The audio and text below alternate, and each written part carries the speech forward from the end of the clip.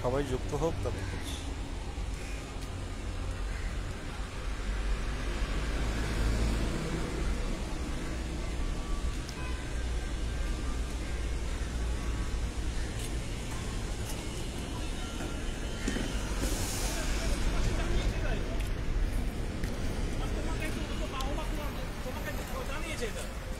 ওর সামনে ছিল সুভাষিস স্যার, ওর সামনে তুলসী স্যার ছিল না, মানে ও জিনিসটা করেছে যখন দুটো দাম, বুঝেছো?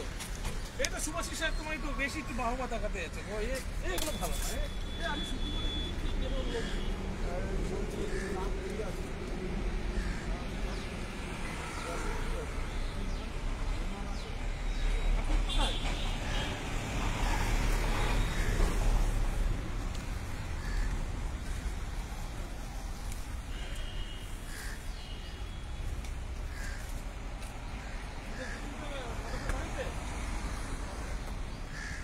বাইরে যাবে।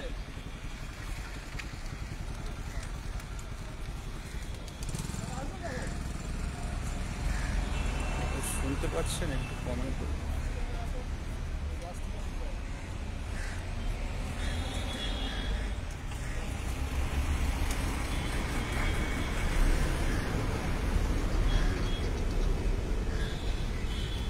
শুরু করবো, একটু বেশি হোক, দুপুরে তো এই 100 জন হলেই শুরু করছি।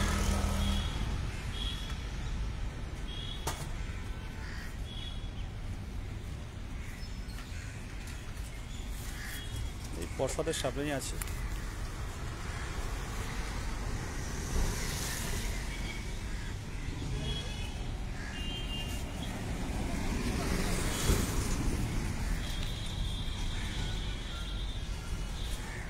এটা কি তুমি নিজে বানিয়েছো না কোম্পানি?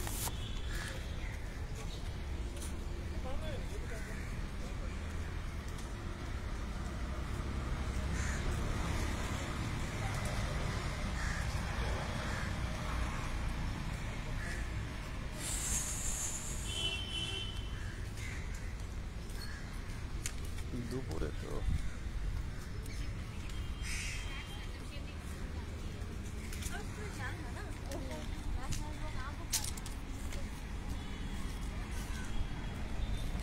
হ্যাঁ, এবার শুরু করছি। আজকে এসেছিলাম কিছু আইনি বিষয়।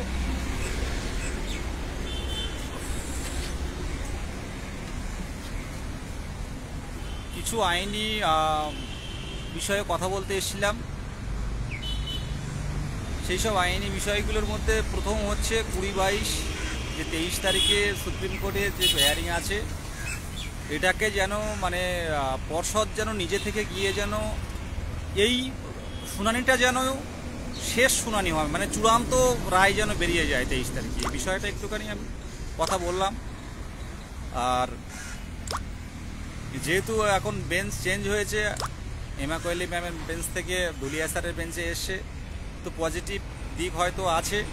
তো সে বিষয়টা ল অ্যাফেয়ার্সের ডিপার্টমেন্টে গিয়ে জানালাম যে আমরা এইটা একটা এবারেই যেন শেষ হেয়ারিং হয়, কারণ এই 20-22 যতক্ষণ না কমপ্লিট হচ্ছে আমাদের প্রসেসটা কোনোভাবেই শুরু করতে পারছে না।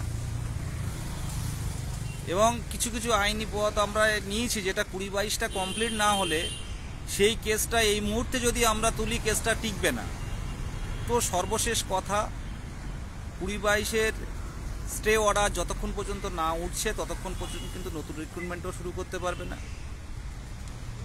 তো আরও বিশেষ কিছু আইনের পদ যেগুলো নিয়ে আলোচনা করলাম, বিভিন্ন অর্ডার কপি নিয়ে আসলাম, সেই অর্ডার কপিগুলো তুলে ধরা হলো। এটাই হচ্ছে ব্যাপার, এই কথাটুকুই বললাম। আর বিস্তারিত কিছু আমি সোশ্যাল মিডিয়াতে বলবো না। মেনলি আইনি বিষয়ে আজ আলোচনা হয়েছে। তো 20-22-23 তারিখে হিয়ারিং আছে, এই হিয়ারিংটার উপর অনেক কিছু নির্ভর করছে। আমরা 23 জেলা যেভাবে অপেক্ষা করে আছেন, এই যে কঠিন সময়, আর একটু অপেক্ষা করুন। আমরা অবশ্যই জয় ছিনিয়ে নিয়ে আসবো, আমাদের যে স্বপ্ন বাস্তবায়িত হবে। বিস্তারিত আমি লাইভে কিছু বলবো না।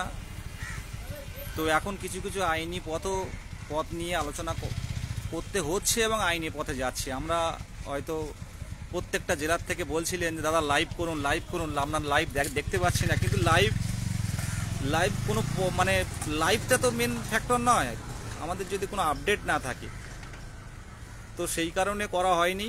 তো আজকে আমি সকালে এসেছি, এখন বেরোলাম পর্ষদ থেকে, দীর্ঘক্ষণ বসেছিলাম। সভাপতি স্যার নেই, সেক্রেটারি সামনে থেকে বেরিয়ে গেলেন। তো আমাদের মেনলি আইনি পদগুলো এবং 5% যে দিয়ে যে রিক্রুটমেন্ট হচ্ছে, চলতি রিক্রুটমেন্টের 5%-এর, সেটা কবে শেষ হবে, সেটা কবে শেষ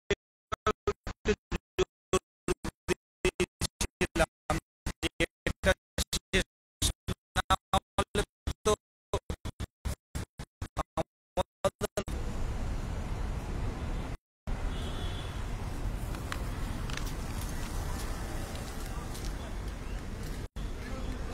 আমার ফোনের একটু প্রবলেম আছে, ওভার হিটিং হয়ে গেলে নেটওয়ার্কটা সব আউট হয়ে যায়। তো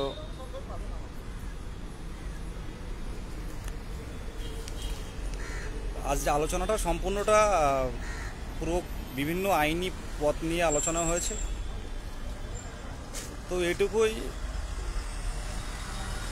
20-22টা নিয়ে জোর দেওয়া হয়েছে চূড়ান্ত পর্যায়ে, যাতে রায়টা এবারেই আসে, যাতে পর্ষদের অ্যাডভোকেট এটা ক্লিয়ার করতে পারেন যে 20-22 ভ্যালিড কি ইনভ্যালিড, এই বিষয়টাও তুলে ধরা হলো। এবং আমাদের যে পিডিএফ কেসের যে এফিডেভিট দেওয়ার কথা ছিল, সেই এফিডেভিটটা দিতে দেরি করছে, 3 সপ্তাহ টাইম ছিল, সেটারও আলোচনা করলাম।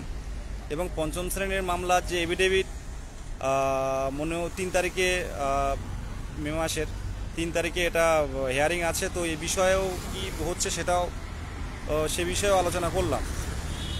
সর্বমোট কথা যে 20-22-এর স্টে না ওঠা পর্যন্ত আমাদের কিন্তু রিক্রুটমেন্ট হবে না, হওয়ার সম্ভাবনা খুব কম। যেটুকু কথা সেটুকুই বললাম, এখানে বেশি অলংকার দেওয়ারও জায়গা নেই।